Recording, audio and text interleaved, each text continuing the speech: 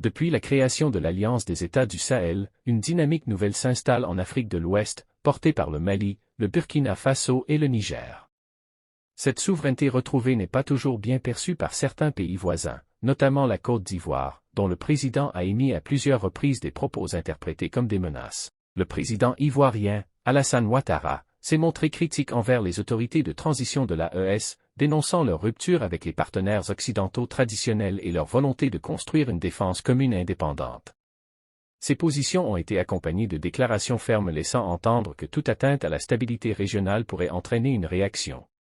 Pour de nombreux observateurs, ces propos sont perçus comme des avertissements voire des pressions directes. Ces tensions alimentent une fracture politique et diplomatique entre deux visions, celle de l'émancipation totale prônée par l'AES, et celle d'une coopération classique avec les puissances extérieures, défendue par certains dirigeants comme celui de la Côte d'Ivoire. Les menaces du président ivoirien envers les pays de l'AES traduisent un climat régional tendu, marqué par des choix divergents de souveraineté et d'alliance. Malgré cela, les pays de l'AES semblent déterminés à poursuivre leur chemin vers une autonomie politique, sécuritaire et économique, sans se laisser intimider par des pressions extérieures. Dans un contexte régional marqué par des tensions croissantes et des défis sécuritaires persistants, les pays membres de l'Alliance des États du Sahel, à savoir le Burkina Faso, le Mali et le Niger, ont organisé une réunion stratégique pour coordonner leurs réponses sécuritaires. Cette rencontre intervient alors que des tensions verbales et diplomatiques s'intensifient, notamment avec le président ivoirien Alassane Ouattara. Lors de cette réunion, les dirigeants militaires de l'AES ont réaffirmé leur engagement commun à défendre leur souveraineté et à assurer la sécurité de leur population.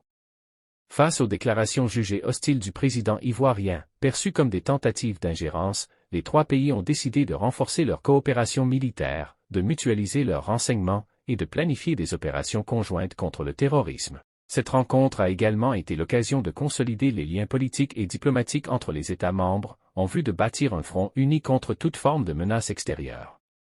Ils ont souligné que leur démarche est pacifique mais résolue, et qu'ils n'accepteront aucune intimidation ni pression étrangère, quelle qu'en soit la provenance.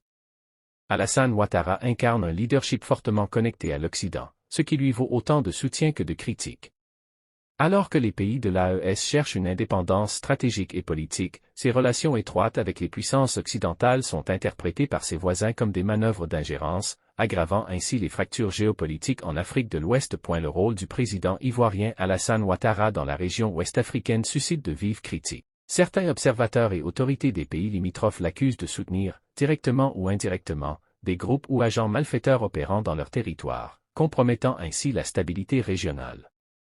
Des accusations venues notamment des pays membres de l'AES suggèrent que des réseaux opérant depuis la Côte d'Ivoire bénéficieraient de la complicité ou du silence des autorités ivoiriennes. Il est reproché à Ouattara de laisser transiter armes, renseignements ou soutien logistique à des éléments hostiles au régime militaire en place dans ces pays. Ces pratiques, si elles sont avérées, alimenteraient les tensions déjà vives entre Abidjan et ses voisins sahéliens. Le soutien affiché d'Ouattara aux positions occidentales dans la région est aussi vu comme une stratégie de blocage à l'indépendance politique et sécuritaire revendiquée par les pays de l'AES. Bien que la Côte d'Ivoire démente toute implication dans des actes de déstabilisation régionale, les accusations à l'encontre du président Ouattara fragilisent davantage les relations entre pays voisins. Cette situation appelle au dialogue franc et à une coopération sincère pour garantir la paix et la souveraineté de chaque État. La mort tragique de Thomas Sankara en 1987 continue de susciter de nombreuses interrogations et théories. Alors que l'implication de Blaise Compaoré a été largement documentée et condamnée, certains évoquent aussi des figures extérieures au Burkina Faso, comme Alassane Ouattara, alors proche des réseaux politico-économiques liés à la France-Afrique. À l'époque des faits, Alassane Ouattara n'était pas encore président de la Côte d'Ivoire, mais il gravitait déjà autour des cercles de pouvoir économique et politique influents, notamment en tant que cadre du FMI. Certains analystes et militants panafricanistes suggèrent que ces liens avec la France et certaines élites africaines auraient pu indirectement contribuer au climat de trahison et d'isolement dans lequel Sankara a été assassiné. Cependant, aucune preuve officielle ne permet à ce jour de confirmer une implication directe ou indirecte d'Ouattara dans l'organisation ou l'exécution de l'assassinat de Thomas Sankara. Les accusations relèvent souvent de spéculations politiques ou idéologiques, dans un contexte où Ouattara est perçu par certains comme un symbole de l'alignement pro-occidental. L'histoire de Thomas Sankara reste un sujet sensible en Afrique.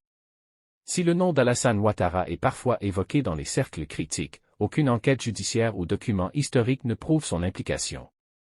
la vérité complète sur l'assassinat de Sankara reste encore à établir pour apaiser les mémoires et renforcer la justice historique en Afrique.